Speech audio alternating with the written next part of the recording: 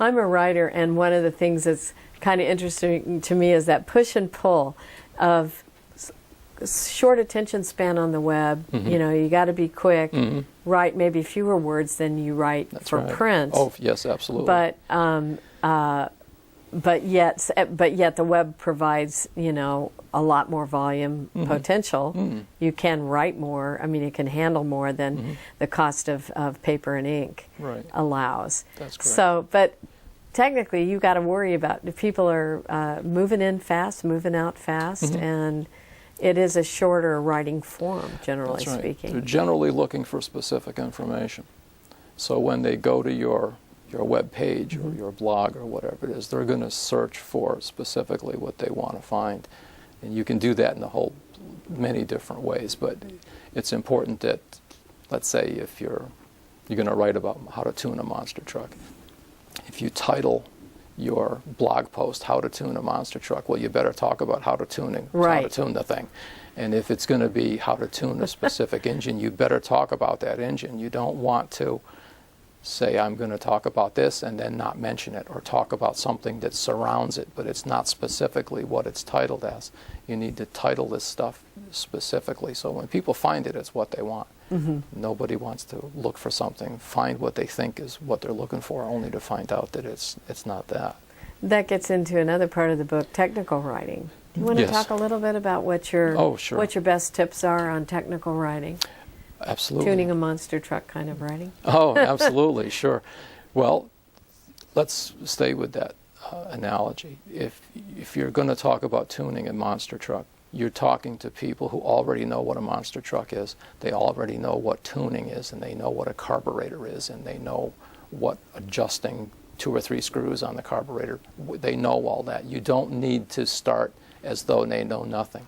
You can pretty much start this where you know they are. In fact, that could be a turnoff, right? If you treat them like they know nothing. If you start off trying to explain everything as though they are beginners, that's not the right place to do that. The way to do that is another article or another post that specifically says tuning a monster truck for beginners. Or tuning a monster truck for the advanced user, so that you attract the audience that's looking for that specific item.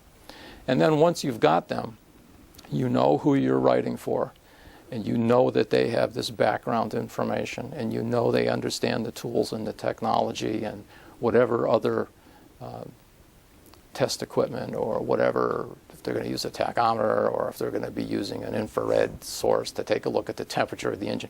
They already understand all that stuff. And then you can get right in and say, here's how you do it. And you list the steps, 1, 2, 3, 4, 5, and then list the tools, A, B, C, D, E, so that if they print this thing out, if you're looking for step 2, you want to find step 2 in the tuning process. You don't want to find tool number 2. That's very confusing. So by saying you need tools A, B, C, and steps 1, 2, 3, they don't get confused. They can stay on track. Here's the tools I'm going to need, fine. Here's the steps I'm going to need, fine. Okay. And that makes it quick and simple and easily understood. And then you specifically tell them what each step is. If the truck needs to be warmed up, if it won't start, that's a whole other issue. Then they shouldn't be trying to tune it. But if you tell them to get this thing warmed up, and then you're going to tune it, and then you go through the specifics of tuning it. Is there ever space for a little lightness or levity, humor in technical writing, or is it just the meat and potatoes? I wouldn't try to be humorous, specifically in technical writing, but humor is very dangerous, to be honest with you.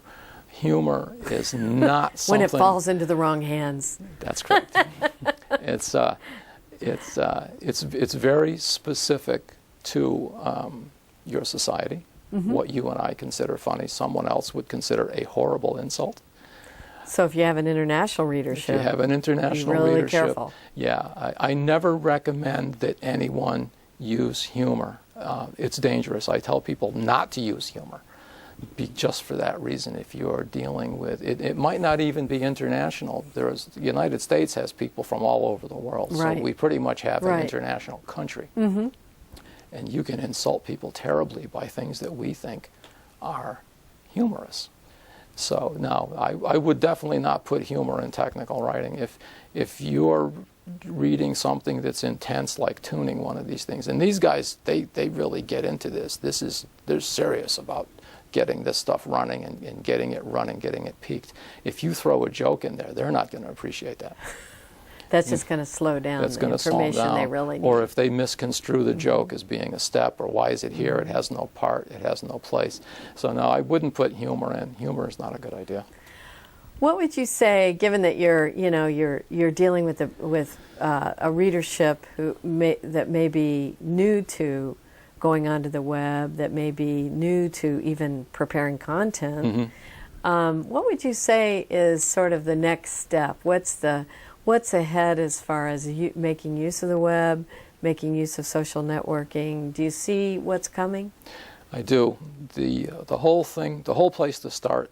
In fact, my next book is going to be on this. I call it 9 Steps to Social Networking Success. The web is really getting folded into social networking to a large degree, not all of it by any means. But if you're going to use the web, what are your goals? What do you want the web to do for you? And then once you know what you want the web to do for you, you can pick the products that you like, you enjoy, and you'll keep up to date. And you can start putting these products in place and then determine how you're going to use these products to achieve your goals, how you're going to use these products to achieve the goals of your readership. See, it's a two-way street. Let's say my goals are to have you read, let's say, my website or read my blog. Well, your goal isn't to read my blog. Your goal is to enrich yourself, to either walk away with information that you don't have or to be entertained. You have a goal.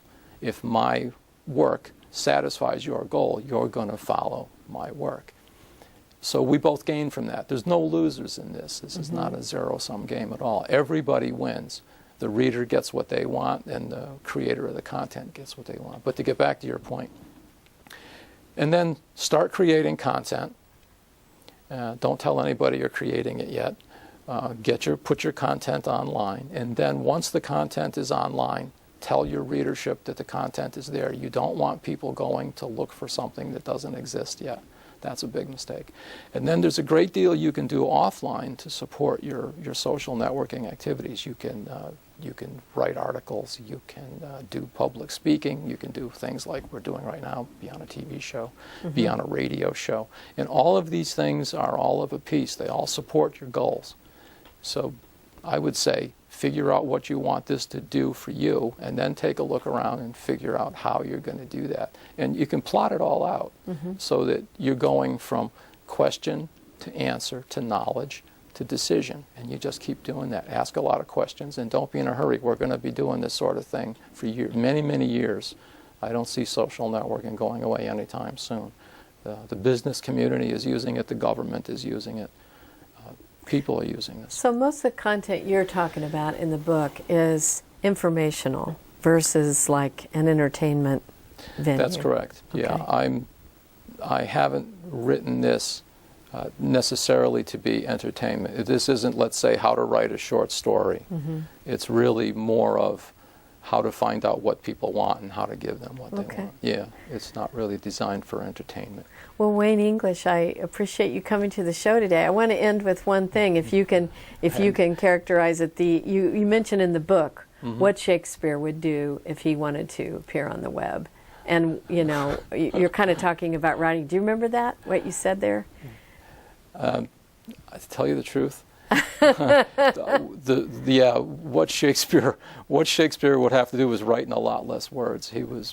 This isn't criticism of Shakespeare. Yeah. I don't want your audience to think that, but he was probably one of the best writers in Western civilization in the last long time. But he was very wordy, and he would really need to cut down the words. Phenomenal writer. I mean, and what you were saying is he would be smart enough. He would. That he was so brilliant. He would figure this out. Oh, there's no question. Yeah. Well, Wayne English, thank you so much for coming today. Yeah, thank you. Enjoyed being here.